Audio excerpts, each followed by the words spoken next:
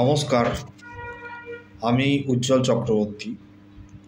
আজকে আলোচনা করব যে শনিদেব মার্গী হচ্ছেন। 15ই নভেম্বর শনিদেব মার্গী হচ্ছেন।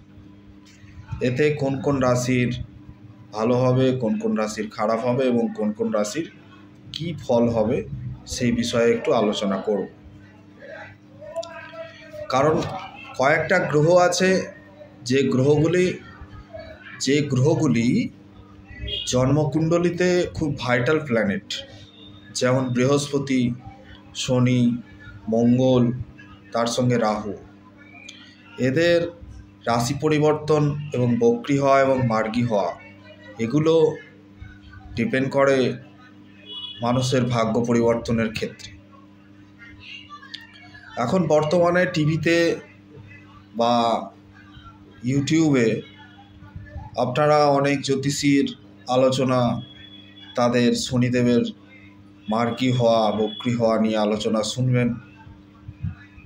এখন আসল ঘটনাটা হলো যে টিভিতে বা টিভি চ্যানেলে দেখবেন অনেক জ্যোতিষী বিগত 15-20 বছর ধরে প্রোগ্রাম করে আসছে বা করছিলেন, প্রথম দিকে করছিলেন, তারপর কোথাও ধূমকেতুর মতো উধাও হয়ে গেল, কন্টিনিউ করতে পারলেন না। আবার কিছু কিছু জ্যোতিষী বা অ্যাস্ট্রোলজার আছে, তারা কন্টিনিউ নিজের জায়গাটা ধরে রেখেছে। তো যাই হোক, সবার ওপরেই সম্মান রেখে বলছি সাধারণ মানুষের উদ্দেশ্যে যে আপনারা সবাই এই অ্যাস্ট্রোলজিটাকে বুঝুন, অ্যাস্ট্রোলজিটা বুঝে তারপরে কোনো অ্যাস্ট্রোলজারের পরামর্শ নিন। কারণ ফালতু বিভ্রান্ত হবেন না। অনেকে ভুলভাল ফল বলছে, কিছু অশিক্ষিত জ্যোতিষী আছে যারা পড়াশোনা করেনি, সেই অশিক্ষিত জ্যোতিষীদের কথা শুনে মানুষে অনেক বিভ্রান্ত হয়ে যাচ্ছে। তো আজকে যেটা বলবো সেটা হলো শনির মার্গী হবে, শনিদেব মার্গী হবে 15ই নভেম্বর, অর্থাৎ আগামীকাল হলে কি হবে, কোন রাশির কি ফল হবে সেটা একটু ছোট ছোট করে আমি বলবো।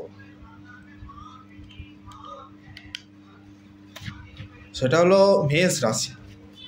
মেষ রাশি যেহেতু একাদশ ভাব পড়ছে, মেষ রাশির ক্ষেত্রে আয় ভাব ভালো হবে, মনস্কামনা পূর্ণ হবে এবং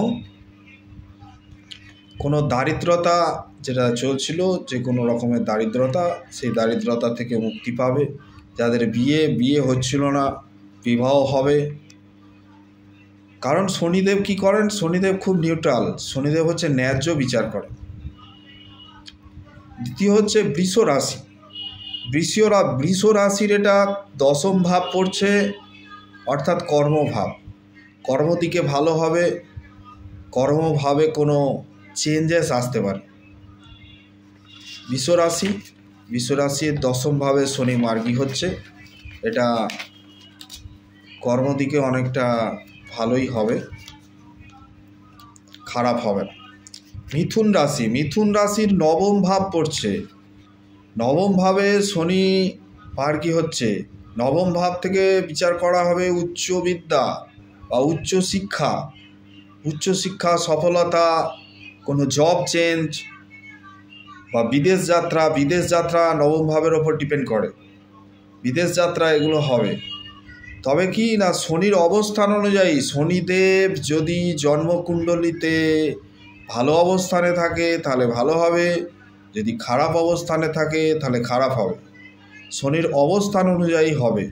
যাদের শনির ঢাইয়া আর সাড়ে সাতি এই ধরনের জিনিসগুলো চলছে, তাদের কিন্তু ভালো মন্দ মিশিয়ে ফল হবে। কর্কট রাশির ক্ষেত্রে ভালো হবে। কর্কট রাশি পেন যা পাচ্ছিল, যা মানসিক এবং অর্থনৈতিক যে যন্ত্রণা পাচ্ছিল, সেই পেন থেকে মুক্তি পাবে। মানে যন্ত্রণা থেকে মুক্তি পাবে এবং জীবনে অনেকটা এগিয়ে যাবে, যন্ত্রণা থেকে মুক্তি হবে। কর্কট রাশির যে কোনো রকমের প্রাপ্তি যোগ আছে। প্রাপ্তি যোগ, সেটা অর্থপ্রাপ্তি হোক, কোনো লটারিতে টাকা প্রাপ্তি হোক, বা কোনো শেয়ার মার্কেটে কোনো কিছু প্রাপ্তি হোক, সেটা কর্কট রাশির কোনো কিছু একটা প্রাপ্তি যোগ আছে। সিংহ রাশির কোনো নতুন কোনো ব্যবসা যদি করতে পারে, বা বিবাহ ক্ষেত্রে অনেক দিনের বাধা থাকলে সেটা কাটিয়ে উঠবে। কন্যা রাশির ষষ্ঠ ভাব পড়ছে। কন্যা রাশি ষষ্ঠ ভাব থেকে চাকরি বিচার করা হয়। কন্যা রাশির চাকরি প্রাপ্তি হবে বা চাকরি চেঞ্জ হবে, জব পরিবর্তন হবে। তুলা রাশির সন্তান নিয়ে সমস্যা অনেকটা মিটবে। নতুন করে কোনো প্রেমজ সম্পর্ক তৈরি হতে পারে। তুলা রাশির ফলটা মধ্যম ফল দেবে। বৃশ্চিক রাশির ক্ষেত্রে কিন্তু ধাইয়া চলছে। বৃশ্চিক রাশির সময় খুব একটা ভালো যাবে না, খারাপ ফলেই হবে, খারাপ সময় চলছে। বাড়ি সংক্রান্ত বিষয়ে প্রবলেম বা নতুন বাড়ি হওয়ার সম্ভাবনা, বা বাড়ির কোনো সংস্কার আদি কাজ এগুলো হবে। এবং কোনো নতুন যানবাহন ক্রয় করতে পারেন বা নতুন যানবাহন বিক্রি করতে পারেন, এই ধরনের হবে। ধনুরাশির কোনো প্রতিযোগিতামূলক পরীক্ষায় সফলতা হবে। ধনুরাশির ক্ষেত্রে যারা ধনুরাশির জাতক জাতিকা আছেন, তারা যদি কোনো প্রতিযোগিতামূলক পরীক্ষা দেন, প্রতিযোগিতামূলক পরীক্ষায় সফল হবেন। মকর রাশির আর্থিক উন্নতি হবে এবং অর্থ নষ্ট যারা করছিলেন তাদের অর্থ নষ্ট অনেকটা বন্ধ হবে। কুম্ভ রাশির কী হবে না, কুম্ভ রাশির কর্মভাবে সফলতা আসবে। আর মীন রাশির ক্ষেত্রে বিদেশ যাত্রার যোগ আছে। কোনো তীর্থ ভ্রমণ বা তীর্থযাত্রার যোগ আছে। বিশেষত বিদেশ যাত্রা, যারা বিদেশ যেতে চাইছেন, বিদেশ যাত্রাটা দ্বাদশ ভাব, এর সঙ্গে নবম ভাবও কিছুটা জড়িয়ে আছে। নবম ভাব থেকে বিদেশ যাত্রা বিচার করা হয়। তো শনিদেব মার্গী হচ্ছেন, মানে শনিদেব ব্যাটিং করতে শুরু করবেন কাল থেকে। অযথা ভয় পাবেন না, কারণ অনেক অশিক্ষিত জ্যোতিষী যারা টিভিতে এবং ইউটিউব চ্যানেলে মানুষকে ভয় দেখিয়ে বিভিন্ন ভুলভাল আলোচনা করছে, এই ভুলভাল আলোচনা আপনারা শুনে বিভ্রান্ত হবেন না। মাথা ঠান্ডা রাখুন। গ্রহের ফেরেই মানুষ ঘোরে। গ্রহ যদি ঘোরা বন্ধ করে দেয় তো মানুষের জীবন স্থির হয়ে যাবে।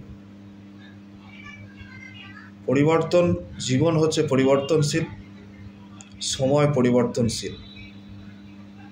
শনিদেব কিন্তু যা দেন সেটা কিন্তু ন্যায্য বিচার করে দেন। শনিদেব খুব নিউট্রাল গ্রহ। শনিদেবের প্রার্থনা করুন, বা শনিবারটা একটুখানি তেল ছাড়া ঘি দিয়ে খাবার, এই ধরনের খাবার যদি খেতে পারেন ভালো হয়। কারণ প্রার্থনার তুল্য আর কোনো জিনিস নেই। যদি প্রার্থনা করতে পারেন, সেটা একদম ভগবানের শব্দই হচ্ছে ব্রহ্ম। ভগবানের কাছে এই ভাইব্রেশনটা পৌঁছে যাবে। শব্দই হচ্ছে ব্রহ্ম। মন্ত্র পাঠ করুন, বীজ মন্ত্র জপ করুন, অনেক নেগেটিভ এনার্জি দূর হয়ে যাবে। নমস্কার, ভালো থাকবেন। ভালো লাগলে ভিডিওটি শেয়ার করবেন, যাতে অনেক মানুষ উপকৃত হতে পারে। নমস্কার।